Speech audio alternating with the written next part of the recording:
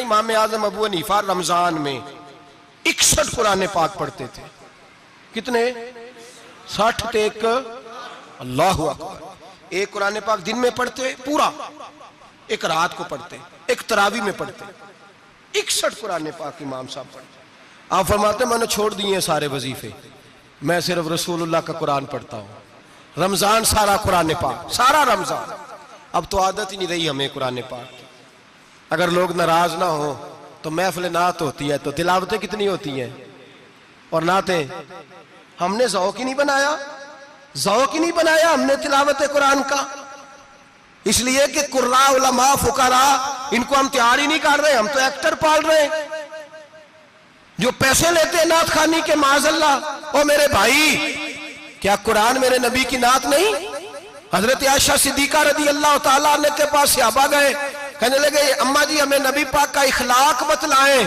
तो अम्मा जी कहने लगी जाओ जाके कुरान पाक पढ़ो। काला खुलुकुहुल कुरान, सारा कुरान मेरे नबी के इखलाक का ही नाम है।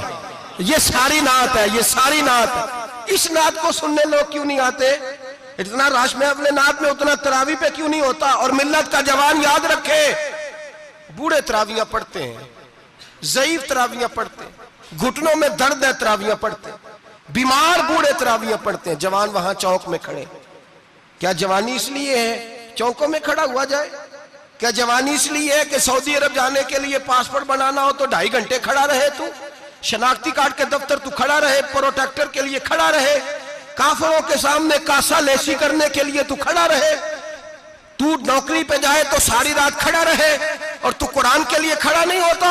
मेरे महबूब ने फरमाया मन कामा ईमानन व इहतिसाबन गुफिरा लहु मा तक़द्दम मिन ज़ंबि। फरमाया जो रमजान मुबारक में अल्लाह की रिजा के लिए गुनाहों की माफी के इरादे से कयाम करेगा, रातों को इबादत करेगा, अल्लाह उसके पिछले सारे गुनाह माफ फरमा देगा।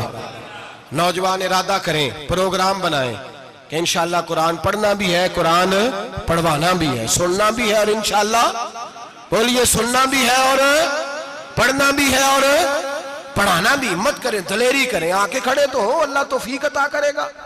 पहली बात यह कि रोजा रखें, दूसरी बात यह कि कुरान पाक की तिलावत करें, और रोजा रखें तो रोजे के सारे हुस्न समेत उसे रखें।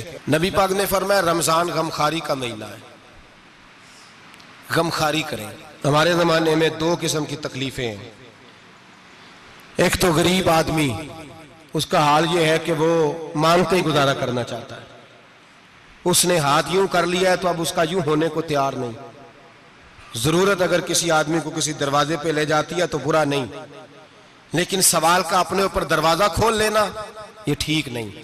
फाका कशी पैदा करें, हौसला पैदा करें, थोड़े पे गुजारा करना सीखें। गरीबों को भी इजाजत नहीं कि वो निकल खड़े हों मैदान में मांगने के लिए। टोलियां निकलती हैं रमजान में, जत्थे निकलते हैं खैरात इकट्ठी करने वाले। बचें। मेरे नबी पाक सल्लल्लाहु अलैहि वसल्लम ने फरमाया जिसने बगैर जरूरत के सवाल किया, जब कयामत के दिन आएगा तो उसके चेहरे के ऊपर गोश्त नहीं होगा, सिर्फ ढांचा ही होगा। इतनी भयानक सूरत में आए, बगैर अशद जरूरत के सवाल न कर, कभी सवाल न कर। और अमीरों से गुजारिश है कि रमजान हमदर्दी का महीना है, हमदर्दी करें तो सामने वाले की इज्जत का भी ख्याल करें।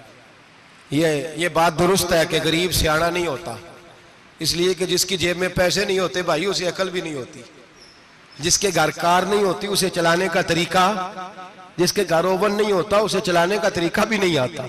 जिसके घर में चीजें होती हैं उसे चलाना भी आ जाता है। जिदे घर दाने उदे कमले भी उसके सियाने हो जाते हैं। तो चौधरी साहब, सेठ साहब, नवाब साहब आटा तकसीम करते हैं, खड़े होके फोटो खिंचाते हैं, फेसबुक पे देते हैं, और एक आटे का थैला और 10 अखबारों में फोटो। अल्लाह से डरें। रमजान हमदर्दी का महीना, हमदर्दी का। गरीब को दें तो उसकी इज्जत को रुसवा ना करें। मेरे नबी पाक अलैहिस्सलाम के सहाबी हजरत अब्दुल्लाह इब्ने उमर रदी अल्लाह ताला अन्हु ढूंढ के लाते थे मिस्कीनों को, ढूंढ के, और जब लाते थे तो अपने दस्तरखान पर बिठाकर अपने साथ अफ्तारी कराया करते थे। और फिर फरमाया अल्लाह ताला ने लन तनालुल बिर्रा हत्ता तुनफिकु मिम्मा तुहिब्बून, अल्लाह के रास्ते में वो चीज देनी है जो तुम्हें ज्यादा प्यारी हो। कौन सी चीज जो तुम्हें, मैं थोड़ा सा बेबाक हूं, बाज दोस्तों के साथ, सबके साथ नहीं। एक दोस्त मदरसे में घी देने आए एक दफा,